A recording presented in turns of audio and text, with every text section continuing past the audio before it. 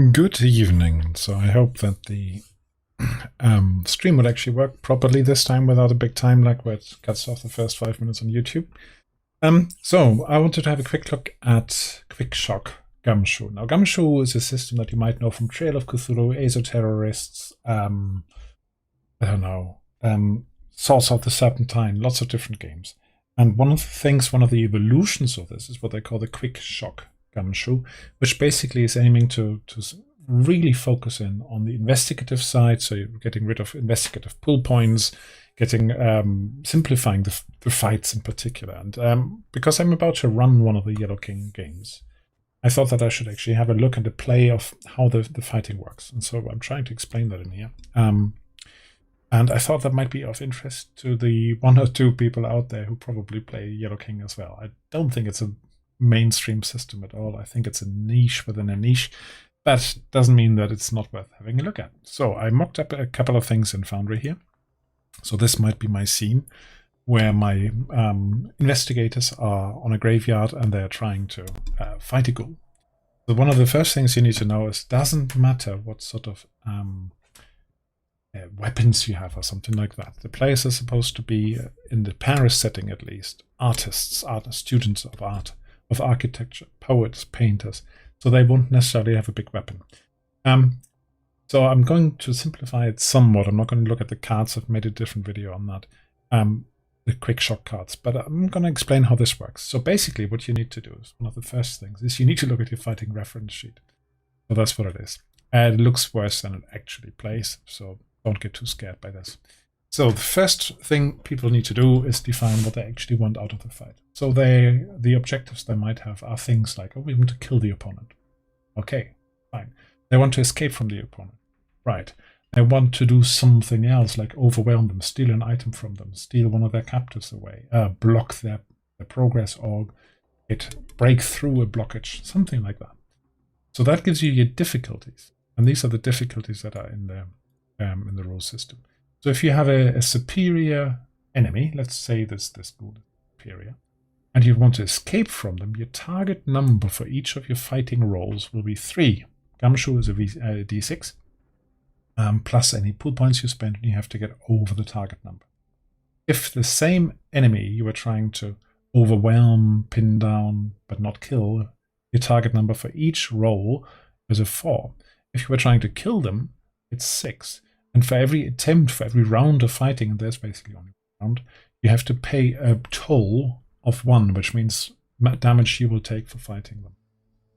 Again, I'm going to simplify this quite a bit to make the video a bit shorter and a bit quicker to watch for you. But there will be follow-up videos if you want to know. So leave me a comment if you want to know the detail later. So let's say I'm trying to steal an item from them. So number 4, that's my target number. I then pull up my list here of my players, and I'll grab an item. That's what I thought of when I prepared for it. And the first question you have to ask everybody after this is, right, how many points do you want to spend? Let's assume we're all fighting. You can do support actions as well, but I might mention them at the end. So these are my players, and these are, for ease of reference, I just put the pools, the relevant pools down here. There's this fighting pool here that we're looking at. Miley might say this is an easy fight. I'm going to, or not an easy, it's an important fight. I'm going to spend 3 points from my fighting pool. So -3 would have to take care of that. Rudy says, yeah, okay, I'm with that. I'm also spending 3 points. Sophie says, oh, I don't have so many. Maybe I just spend 2. And Thomas might say, oh, the others are so strong, I will not actually need to do much. I'm just going to spend 1. And keep the rest for the next fight. Once that is done, you look through and say, all right, who has the highest point spent? That's normally, unless dramatically not appropriate, who goes first in the fight. So Miley goes first. So she rolls a d6 and adds 3. That gives her 4. So the margin, she needed a 4, she got a 4, the margin is 0. So far, as a group, we have 0 margin. The toll was 1, if you remember, up here. So she now has to say, all right, either I'm going to spend 1 of my pool points from fighting, athletics, or health, or I have to take a minor injury. So she's going to say, all right, I'll just, while throwing this big pole from the fence pole, I pulled myself, pulled a muscle somewhere, so I'm -1 on athletics. So Rudy has 3 spent as well. He rolls. Let's see, Rudy, come on. Oh, he got a 1. So again, we have a margin of 0. We have a sum of 0, and he has to spend the toll, the blood toll, if you like. So 1. Sophie, this is not going to go well. Sophie has got +2, and she's got a 3, so she's at -1 margin, which means my overall sum is -1. Of course, you narrate this, yeah? So she might, I don't know, doing a roundhouse kick against the ghoul, and the ghoul grabs her ankle and injures her, because now she's got -1. It means that she's taking a minor injury. So, minor injury. In Quickshock, that's normally handled with cards, and they are very specific. So it might be twisted leg, it might be a ghoul scratch, something like that. She would get a card, and if you've got 3 of those cards, you're out of the game, 4 on the top mode. So she's injured. Now Thomas brings up the rear and thinks, I should have spent more points than just 1. And he rolls, but he got 7. So 7 is 3 over. Margin is 3. That brings our sum up to 2. And in the last moment, Thomas' valiant efforts turn around the fight, and we end on a positive. But of course, he has to play his toll as well. Let's say he takes a toll on his health, so he doesn't want a minor injury. So we won the fight. They grabbed the item, and they got away with it. Good. Yeah, objective achieved. Well done, everybody. Now let's go back, and let's have a second fight. And let's this time say that they're actually trying to kill the ghoul. So I now have a difficulty of 6. My objective is kill the blighter. I leave the point spends there as if this was a follow-on fight. Miley now has 4 fighting left, so she's going to spend only 3 of them. Rudy's got 3 left. He's going to spend 3. Sophie's got 2 left. She's going to spend 2. But Thomas has got 4 left. He's going to... A bit annoying because I would really have to rearrange the columns of the table, but I can just about do that mental math. So Thomas goes first. Highest point spent. We roll 1d6 plus 4, and he gets 8. So he's 2 over, which starts off us on 2. Now he has to pay the toll, or he has to take an injury. Now you can spend the toll from fighting, athletics, or health. He has 1 left actually, yeah? I think? No, he doesn't. So we're going to spend it from here. And those pools only refresh at the end of the scenario.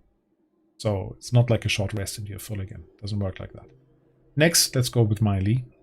So 1d6 plus 3. She spent 3 points. That's a 7. She's got a margin of 1, which adds to the group total of 2, so makes it 3. And again, she has to pay the toll. Next one is Rudy. D6 plus 3. This seems to be going okay. Look at that. Look at that. So he's got a 9. A 9 is 2 higher. And we're at a sum of 5 now. Again, he has to take the toll somewhere. And then Sophie brings up the rear and she says, I tried to kick the goal. I'm trying it again. And let's see. What does she do? Another 6. That's unbelievable. So 8 is a margin of 2 positive, which brings the total to 7. And she has to spend the toll.